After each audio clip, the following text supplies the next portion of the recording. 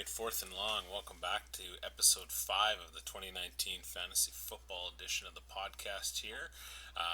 What a week that was, and what a year it's been. Let me tell you, there's ups and downs and sides to sides, but here we go again with another episode. And, well, I'm tired of wasting time, so let's just introduce Randy as always. Randy, haven't talked to you in a little bit here, but how you been holding up? Oh, I've been doing all right myself. Can't complain. It's good. Well, we know the topics. They know the topics, so let's just get right into it. I'm just going to kick this episode off with the fantasy highlight. For me, that player of last week is Aaron Jones, running back for the Packers, and he's owned by our Devils Raiders GM. This dude absolutely popped off last week. 42 fantasy points, 4 touchdowns, 107 on the ground, 75 in the air. And what's interesting to note is 42 is what I just said, but on the season he has 93, so definitely like a huge improvement, like an unreal outing for a running back. And no salt here intended, but it was against the Dallas defense, who a week ago, remember, kept Kamara in check. So kind of surprised actually a little bit that Jones got the production that he did against a pretty good defense like Dallas.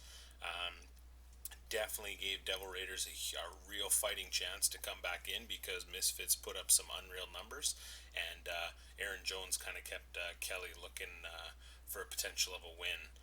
Obviously, unfortunately, didn't get that, and we'll talk about that a little bit later. And just an interesting note here, he's the first Packer to rush for 4 touchdowns since Dorsey Levens in 2000. And at that time, Aaron Jones was 5 years old. And now Aaron Jones is the leading the NFL with 8 touchdowns. So definitely a highlight is Aaron Jones. Yeah, that's a very good one. Yeah, he definitely, like you said, kind of came. Well, I don't want to say came out of nowhere because he's been the starter for the Packers all year, but yeah, definitely a big game, bigger than what we were expecting. That's for sure. And my highlight's going to be kind of a similar theme. My highlight is Matt Breida, Okay. running back for the Niners. Obviously, Texas Walker Rangers owns him. Kind of the same thing. His average, well, actually, um, his average even after his big week is 85 yards a game. Uh, 114 rushing yards on Monday night with a rushing touchdown, 83 receiving with a touchdown added onto that. That's 24.9. He was starting in the flex position for the Walker Rangers, and kind of interesting to note this was his first rushing touchdown of the season. Came a little bit later than what some people were expecting, considering he had a pretty good breakout year last year.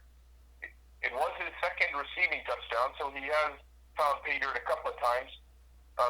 He has largely been a disappointment this year, as I mentioned before, due mostly to the fact that he's in like a massive running back committee. It's Breida, I don't know if I'm saying his name right, Monster, Yeah. and Cole.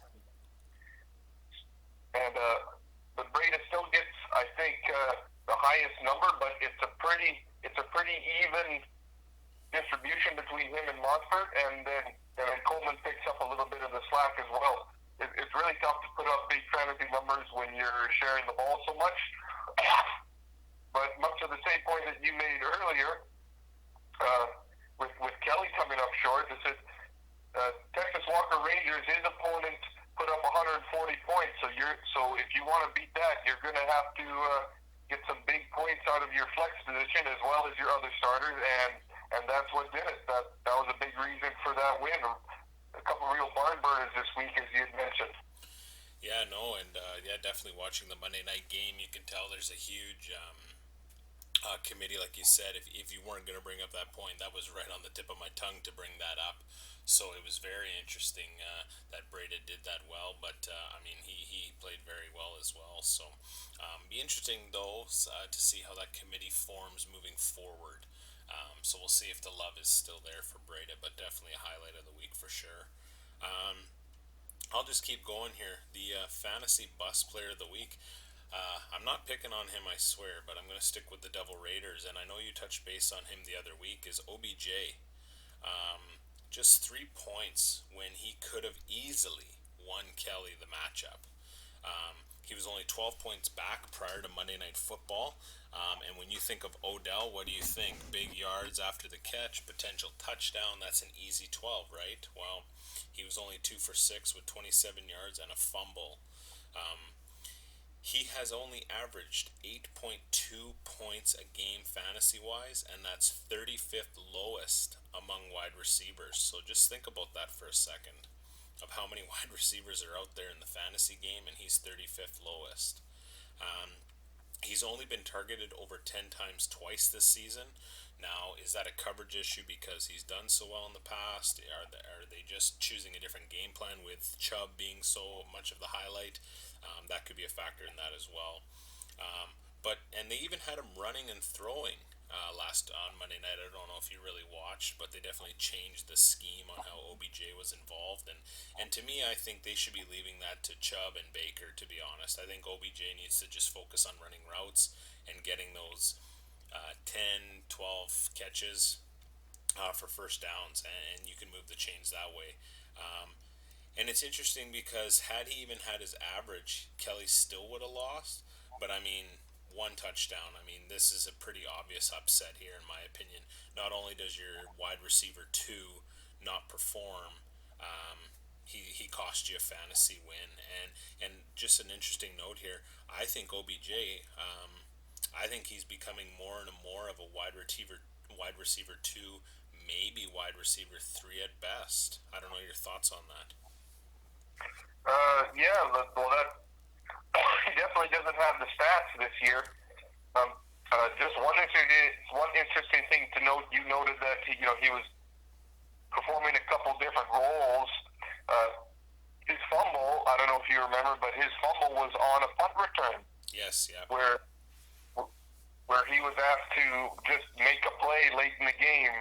He ended up backpedaling a lot. It was good coverage, and rather than most experienced punt returners would know if you can't get around the outside or if you can't hit a hole right away, just lean forward and go down and protect the ball. But he danced around, lost a few yards, and eventually lost the ball. It's just because he's skilled and has speed doesn't necessarily mean that he's that good at punt returning. But like you said, they were putting him in different roles, and it ended up being not very good for him because it kind of takes away from what he's supposed to do, and that's be a real good field stretcher and a real solid receiver in general.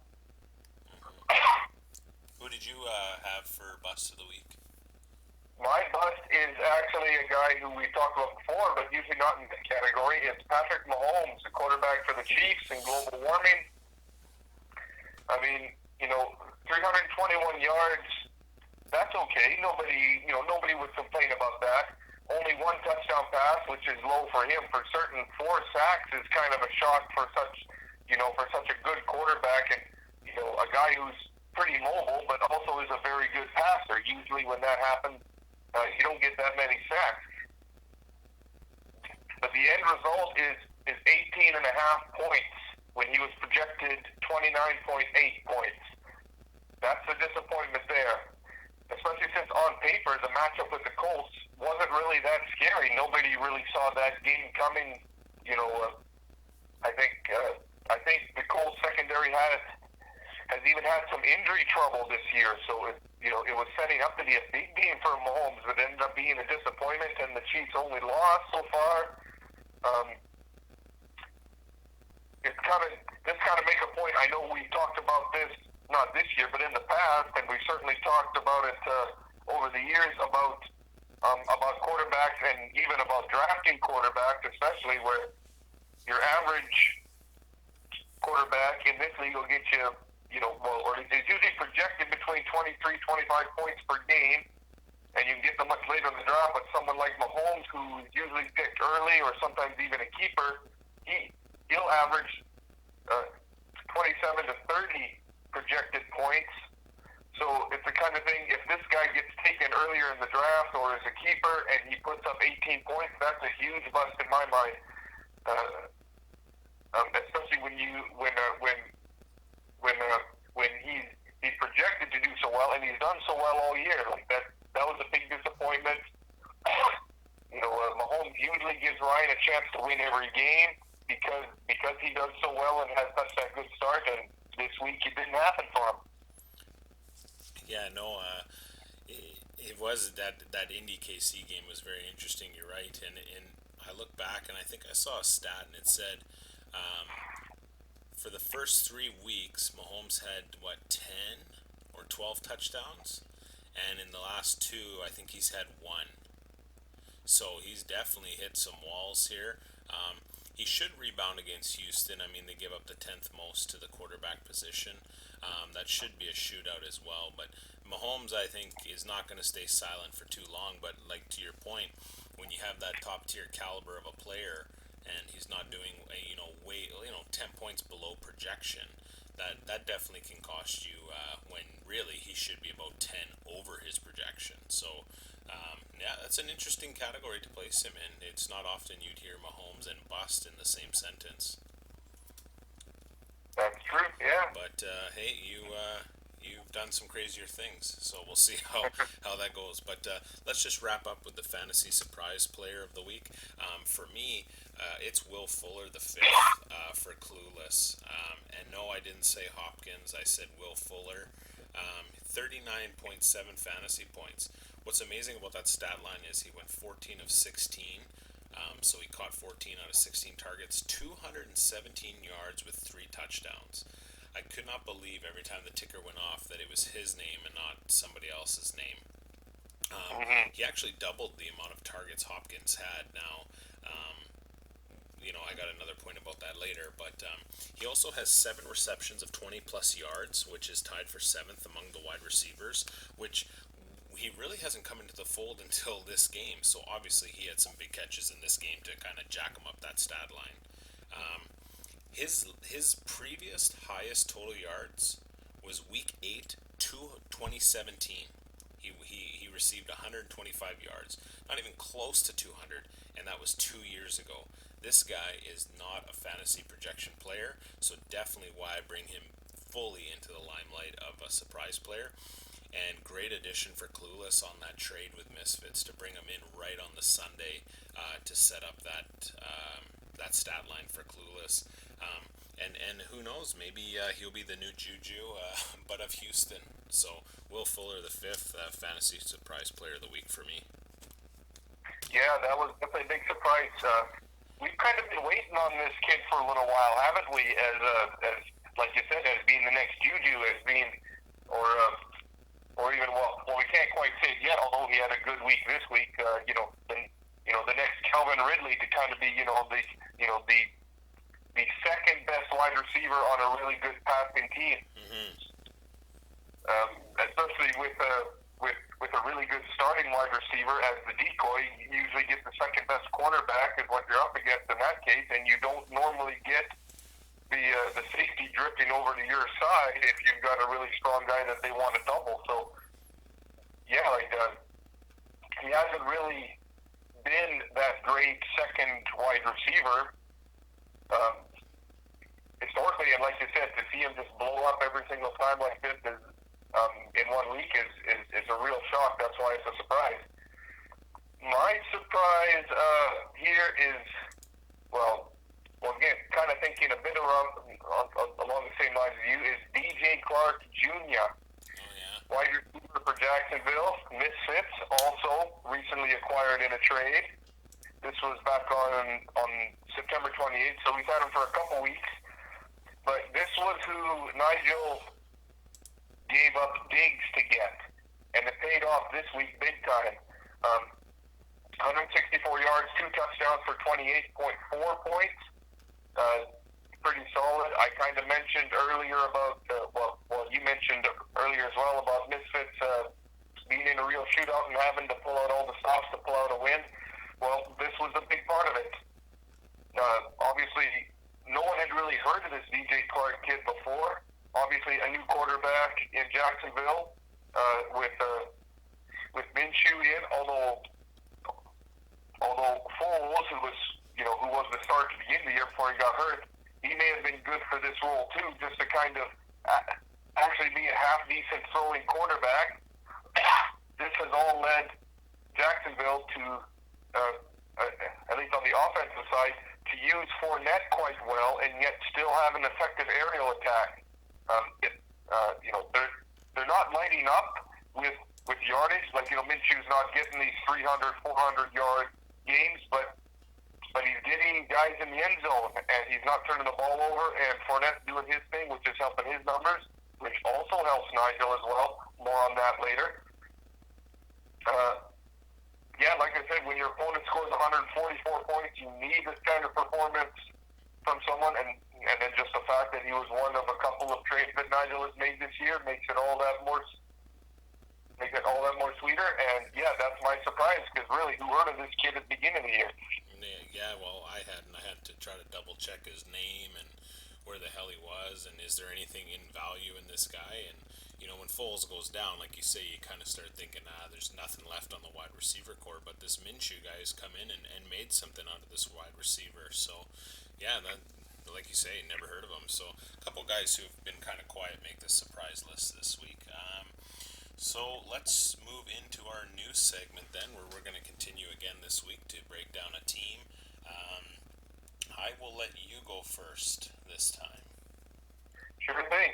The team that I am looking at in the AFC here is the Misfits, as I mentioned earlier. Their record is 3-2, looking pretty good here. Some of their big name guys, Deshaun Watson, averaging 272 yards a game. He's got 11 touchdowns, 1 interception, and that's just his passing. And that's just his passing numbers. He's obviously the one that really carries. When he has a big game, Misfits have a shot. When he has a poor game, it's a real struggle. Leonard Fournette is kind of having a bounce back year. He's third in the league in rushing, averaging 102 yards a game.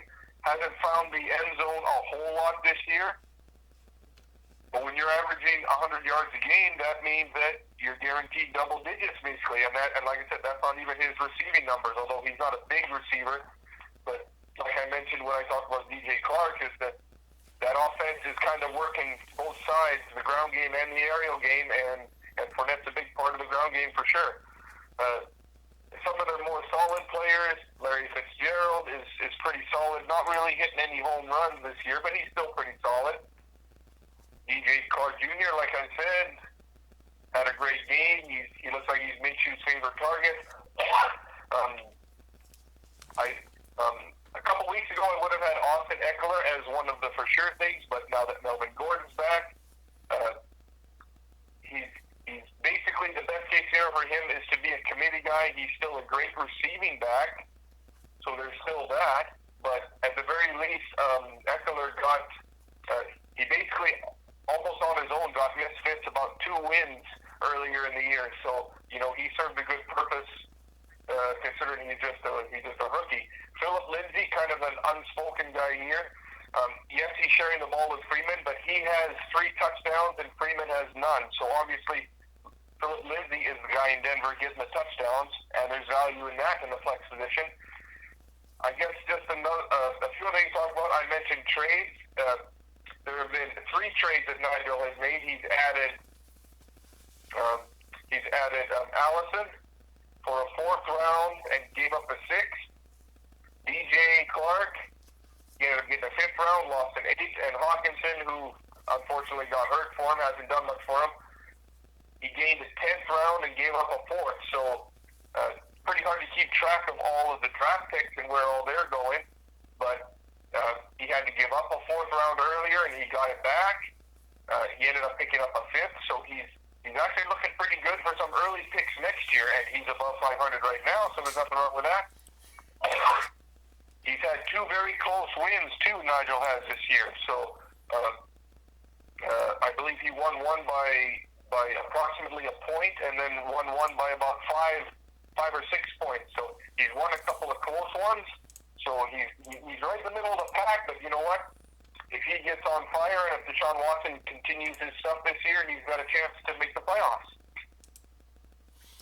Yeah, no, Nigel's, he would probably tell you too. He's had a couple of bad years in this league, but he's starting to piece together a few things. I think he's going to have an interesting choice next year if his roster closed today.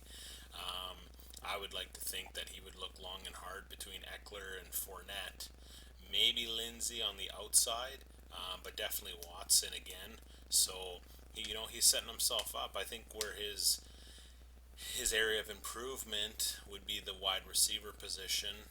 I don't think that Chark is gonna be the end all answer to everything. Larry Fitz is on the way out.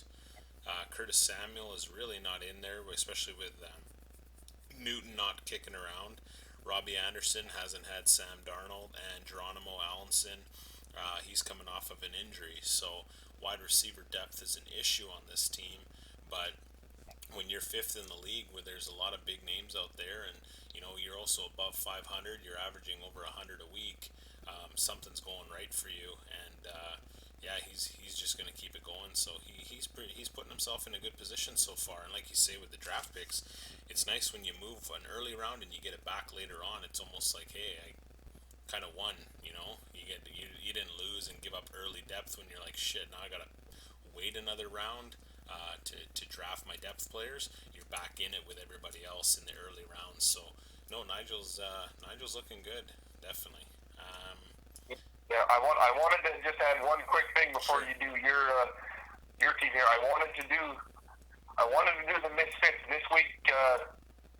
Basically, before he made another trade, and then I'd have to redo the whole team all over again because he might end up trading the whole team for the end of the year. Well, he's active. You can't blame him for being active. But yeah, he's in.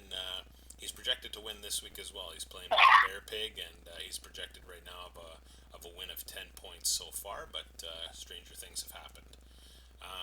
So moving on to me and the NFC, I'm going to talk about our bottom feeder. Although I'm not much further ahead, the Old Dirty Bastards. Just basically how they got to 1-4. They're currently 12th place, obviously. He's only averaging 88 points a week, and I think if you don't, well, we've seen some weird numbers. If you're not even around 90, above 95, you really don't have a chance of winning right now, it seems. And I think some of the issues that got him here is it started in the draft. I mean, he had no choice but to keep Big Ben and AJ Green. Last year's roster for him was not the best. I think he stated that publicly. And when you keep a guy like Green, we're in week 6 and he hasn't played a game, so that really hurts. And there really isn't trade bait there on that guy because you don't know where he's going to end up. Now, reports recently stated that maybe New England was looking at him, so who knows where Green will end up. But I think that's also an issue as to, a little backstory and how I think he got to 1-4. He's only had one win, which came in week 3, and he beat Devil Raiders, who is currently a second place team. And that, I think, was when we saw Jameis Winston get pretty hot there.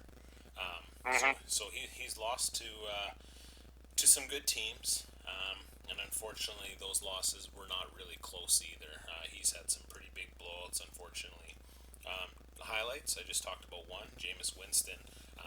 We kind of all said, I don't know why he's making that trade, and I think Winston has proved, I think, a lot of people wrong this year.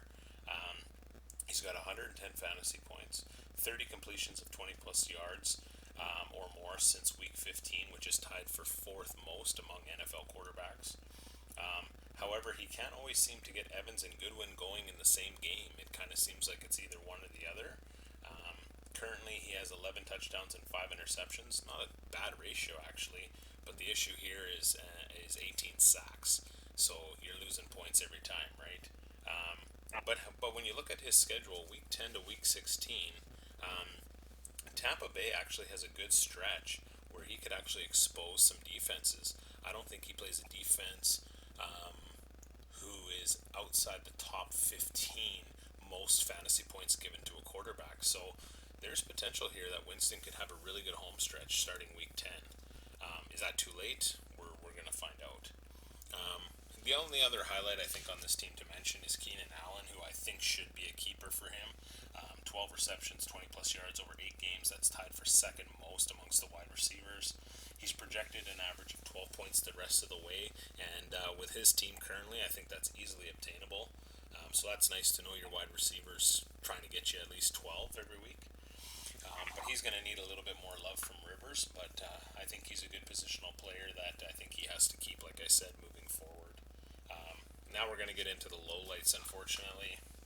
Like I mentioned off the top, sucks when your 2 keepers don't even play this year. That's got to be tough. Maybe look to move Green, like I said, but I don't know how many offers are out there currently on that.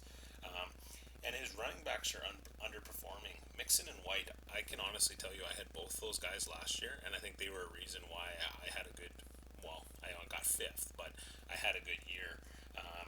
They're not doing what they did last year. Mixon is only averaging 3.6 yards a carry, and he's only on pace for just over 770 yards. And he's the RB1 in a team that has zero pass game. White for New England, as we all know, is committee by Belichick. He had 12 touchdowns last year. He currently only has one this year. And these guys could really help his team get going. You look at those two main running backs, all of a sudden, if they turn into 15 to 22 point nights, that can really make a difference moving forward as opposed to what they have been doing. And just a couple more things here before I wrap up. The main issue with the Old Dirty Bastards team is the lack of wide receiver depth. Jarvis Landry should be doing way more than what he's doing in Cleveland. As you know, I'm not really a Baker fan, and I think there's too much hype around this team, and obviously we're seeing it not come to light. But really, with OBJ across the field, like to your point, with the safeties double up and covering, Jarvis Landry's got some pretty good speed too. He should be getting a lot more than what he has been. Outside of Allen, he only has two other receivers, Landry and Sanders, and they're not even averaging 10 points a game between the two of them. So it's pretty. There's not a lot of options there for that position. So just a few things. I think he needs to hope that his running backs, like I said, get way more involved, or he's going to have to start trying to move pieces, which there aren't much, unfortunately, for draft picks to try to build and gain more strength next year. But if I had to predict, sorry, Jake, I think you're on track for a third straight missed postseason. Yeah. Even though we only have two keepers in this league, it's really hard to build a franchise. And I know he's one of the new franchises that came in, a few years ago. It's really hard to build a franchise when you can't get two good keepers to build off of. Like that's really your foundation. Like anyone who has trouble with their keepers, it's really hard because everyone else has their two keepers, and then their first and second round picks are complementary pieces. Well, with Jake, he's been trying to build a couple keepers with those first two picks in the draft, and it's really hard to do. You're going to find yourself struggling a lot until you get your keepers fixed. Yeah, exactly. And I think he's got a decent one moving forward. I think in reality, if Green, I think it's time to move on from Green. If I was Jake, I think I would probably go with Keenan Allen and probably Mixon at this particular juncture, unless I made moves to acquire as the season went on. But it puts yourself in a position that, okay, now I have one of each. Now I go out and pick the best available player in the first round next year. And now you start trying to build that depth on top of those guys. But I'm just surprised James White and Mixon haven't gotten going, because when you look at his roster, if those guys are doing what they did last year, I don't think he's 1-4, to be perfectly honest. I think that the running back and the wide receiver issue has really hurt this team, but it's early still. I only have, what do I got? I'm the same record, so I don't know why I'm talking like, he's completely out of it when I'm right there. I know Ryan's had issues with his teams at 2-3. Man, Bear Pigs projected to lose at 2-3. The Bears, I know they've had some issues. This is not really that far out, and it's so close that even at 1-4, there's potential to come back. So that kind of wraps up that. Just a few minutes before we kind of end up here, you want to talk about a couple trades where we've left off? Sure. Where was the last trade that we had? I think the last one we talked about was Singletary. So since then, we've had a trade between the Connor roll and global warming. So Dylan received Sterling Shepard, and Ryan received Wayne Gallman Jr., who I believe he has since dropped. After that, we had the trade I talked about in my fantasy surprise was Clueless. He obtained Will Fuller and a 6th round pick from the Misfits for Geronimo Allenson and a 4th round pick. points is what Nigel obtained. So, what do you? I know we quickly talked about that, but anything else you want to add on that trade? Not too much on that one. I mean, obviously at the time, Will Fuller didn't have his big blowout game there. True. So it looks pretty even. This is basically Nigel trying to get his fourth-round pick back, at least at the time, from the Hawkinson trade, which didn't work out for him very well at all. This was just a matter of him trying to get that one back, trying to rekindle some of the magic that he got from the DJ Clark one, or at least early on. Also trying to take advantage of the fact that Devontae Adams has been battling turf toe, so he was probably figuring Geronimo Allison would get a little bit more action, but that running game against Dallas for the Packers was so good that Rodgers didn't have to throw the ball at all. So it was disappointing this week, but again, you never know. I think Will Fuller was a bit of a disappointment for Nigel early on in this year. So if it looked good at first, obviously no one could have predicted Will Fuller's big game, as you mentioned earlier. So that one was pretty reasonable, I think. And the last one on here that's been already acquired is Man Bear Pig received the Buffalo's defense, and he traded away the Rams defense to Shelley told me to. So really that's just probably a strategic move based on matchups. I don't think there's really any value. Obviously they never traded draft picks, so I think it's just probably a waiver issue or matchup.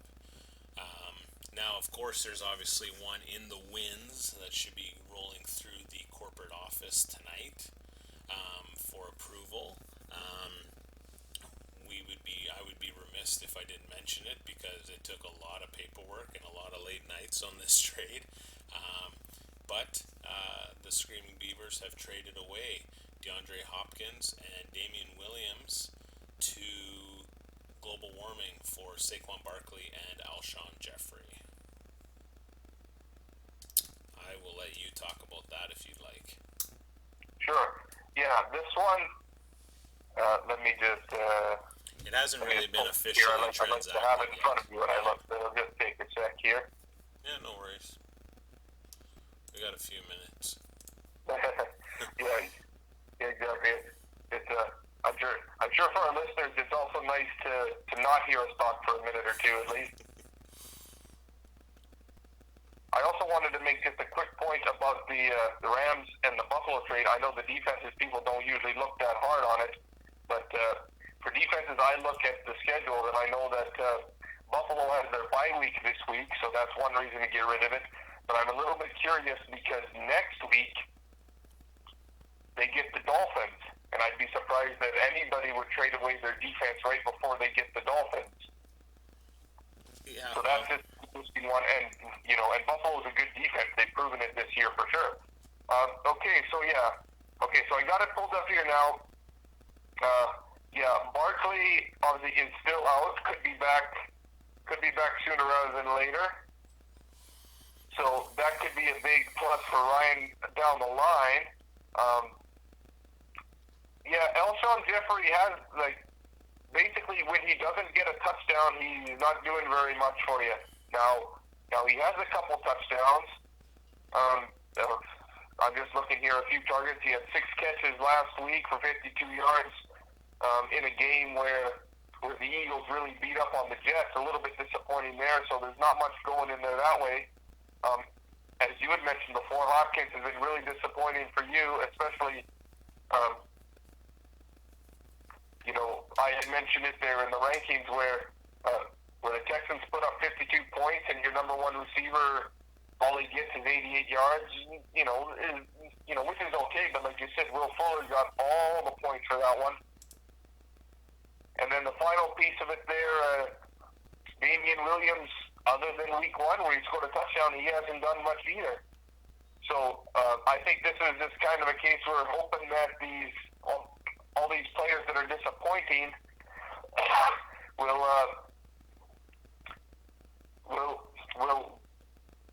hopefully find their groove in the second half of the season or as the season comes along. This is more of I don't want to see these names on my roster anymore.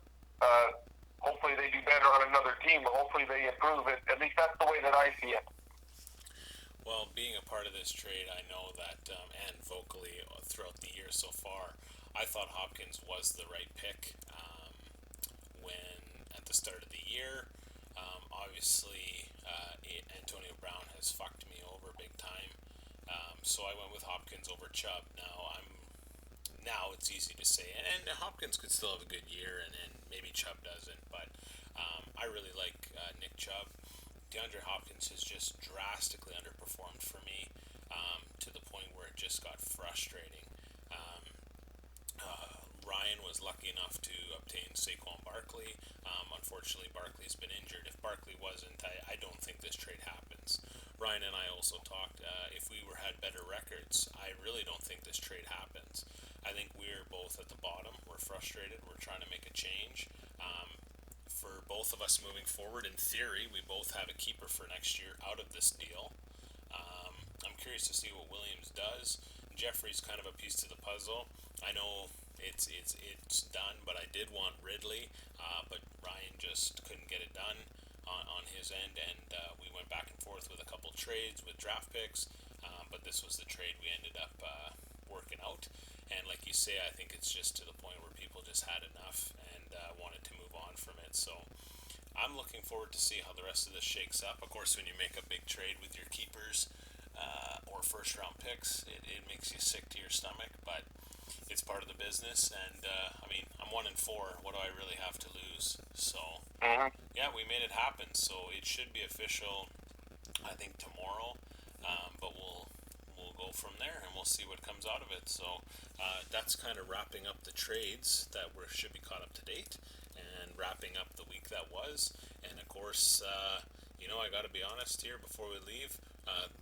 I really hope the Giants get it done tonight. I really hope they beat, they snap another undefeated season for the New England Patriots. They're only down by 7 right now. So, but anything else before we go? Not too much, no.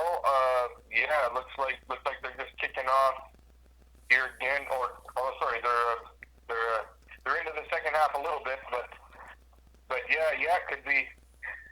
It's already closer than most people thought on the Thursday nighter, but hey, most of the action comes on Sunday anyways.